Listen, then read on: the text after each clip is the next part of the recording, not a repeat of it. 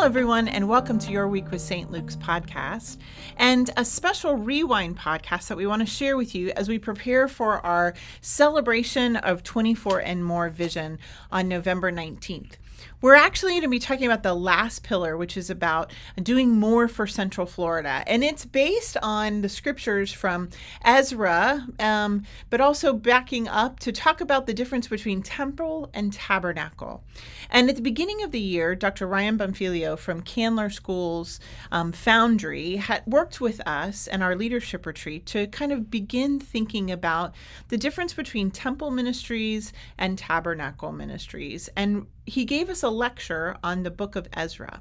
And so we want you to listen to it again as we move into this coming week and we think about what it means to do more for Central Florida, realizing that it's time to move from just our campus ministry to a community ministry that really reaches Central Florida with the ripple effects of God's kingdom. So listen here and then join us back later in the week as Pastors Melissa and Pastor Jad and I talk about this whole vision and kind of bring all of our scriptures for this series together as we talk about what the future will be.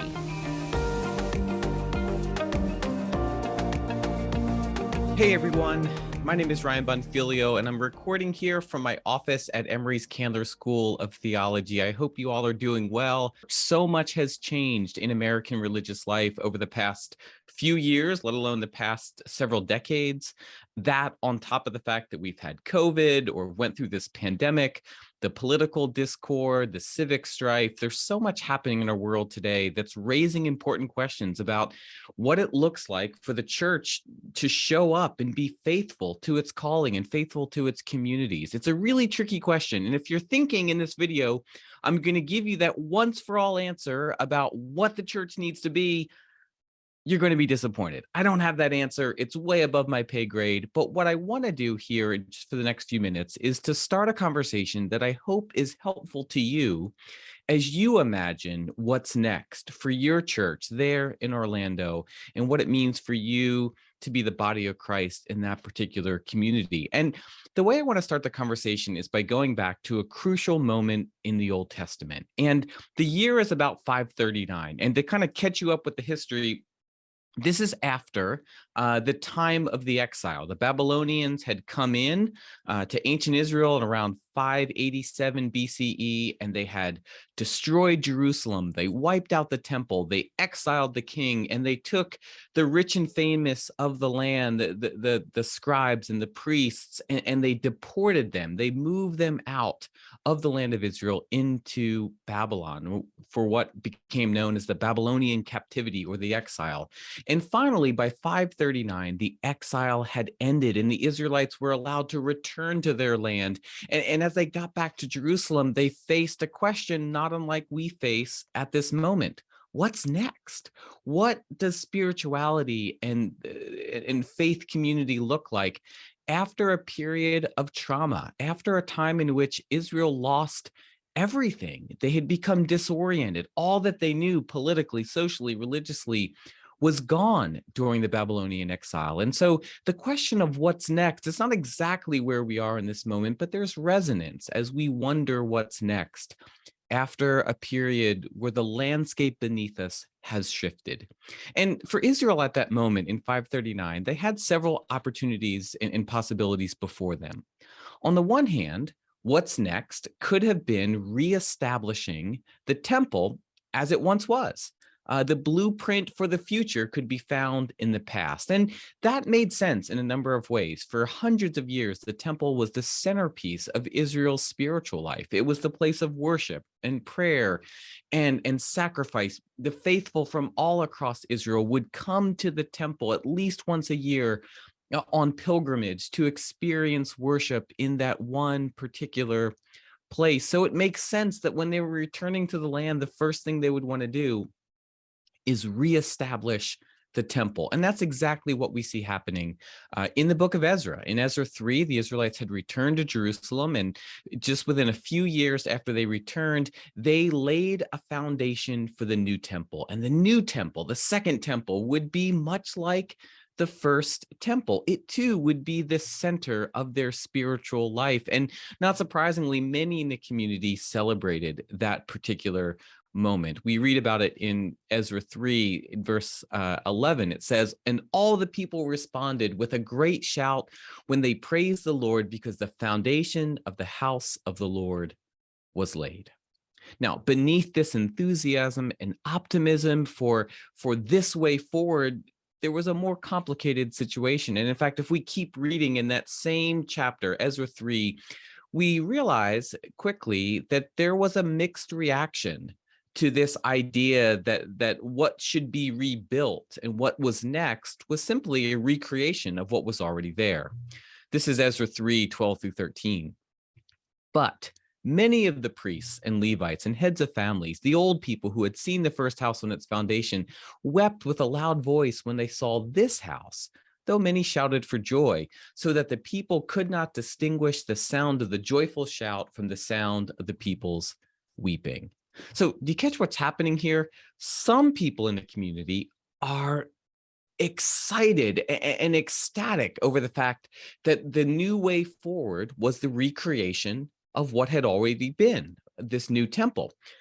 Other people in the community experiencing the same reality, the foundation of the temple, wept because that was the way forward. So, what's going on here? Why did people weep as they laid the foundations for the new temple? Well, one possibility is that those weeping were the older people of the community, people who remember the temple in all of its former glory. And as much as the second temple is supposed to recreate the first, for these people, the second temple would never measure up to what the first temple was. So maybe there's sadness in that fact, but I think in fact, there's something else going on. And I think something more significant spiritually and theologically.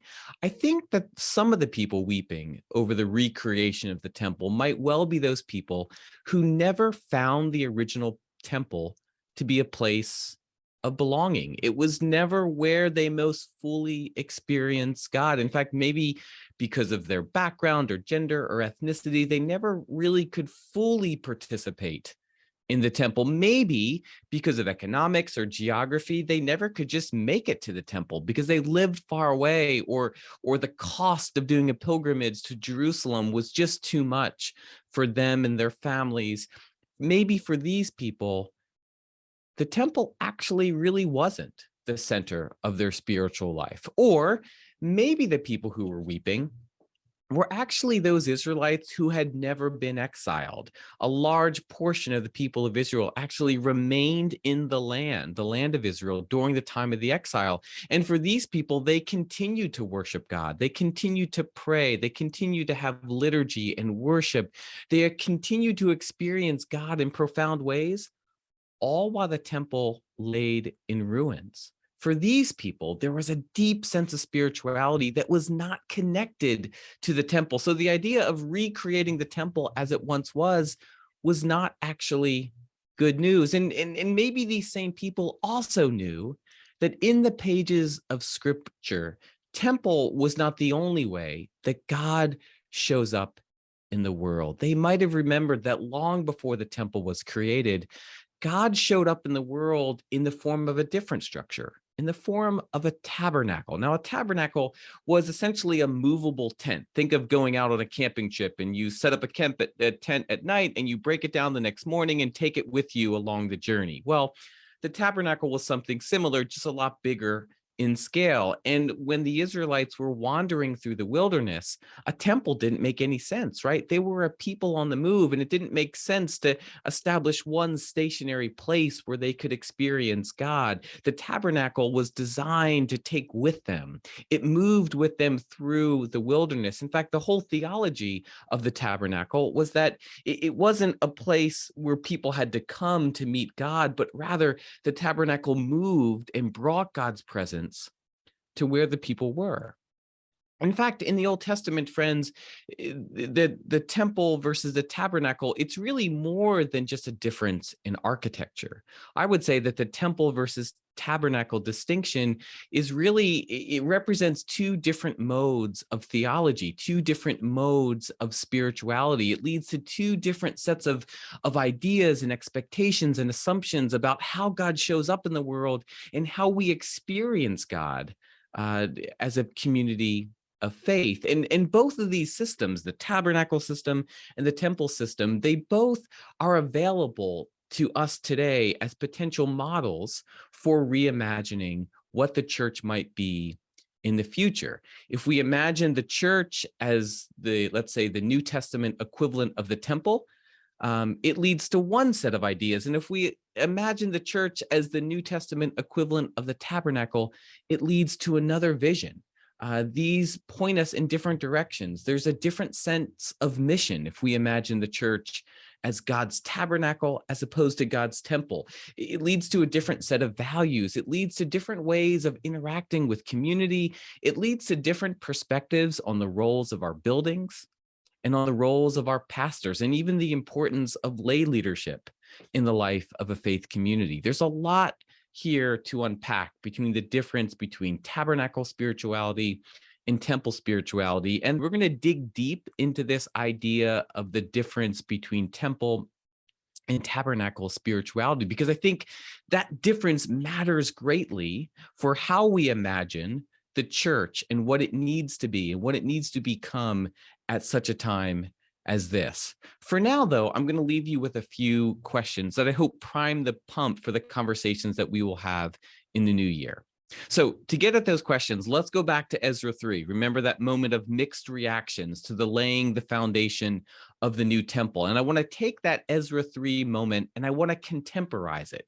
What if we were in that moment, or what if that moment was our moment right now? What is the nature of the mixed reactions that we're hearing in our communities? What are you hearing in terms of mixed reactions in Orlando, in your congregation, in and around the community that you serve? For instance, and more specifically, who in your community is weeping over the present state of the church? And why are they weeping? Are they weeping because they're nostalgic for the way that the church was in the 1950s, the 1970s, or even the 1990s? And if so, what in particular are they grieving the loss of? What is no longer there that they have nostalgia for, or some remembrance of that was important to them? Or are there people weeping in your community because even the present church isn't yet for them a place of belonging? Maybe it's not a place they yet feel comfortable in being curious or asking questions or in showing up authentically in all of who they are. Are they weeping because the church hasn't evolved and changed enough? Now, on the other hand, I would want you to ask, who's celebrating at this moment? Who's celebrating the fact that the institutional church, as it has been known in America for the past 50 years, 100 years, is on the verge of dying? For whom is it good news, or at least not entirely bad news, that the church as we've known it no longer exists, or it soon no longer will exist? What are they hoping for? What are they longing for? What is that new thing that they are anticipating with joy? Friends, I invite you to wrestle with these questions as a way of thinking about where your community is at such a time as this. Who is weeping? Who is rejoicing? What is the nature of the mixed reaction? And what does it mean to be the church for both of those communities, both for the community that weeps at this present moment and the community that celebrates that something new is coming into existence? We'll take up these conversations in more depth as we continue to talk about the difference between temple spirituality and tabernacle spirituality in our conversations coming up in the new year. Take care, friends, and I hope to talk to you soon.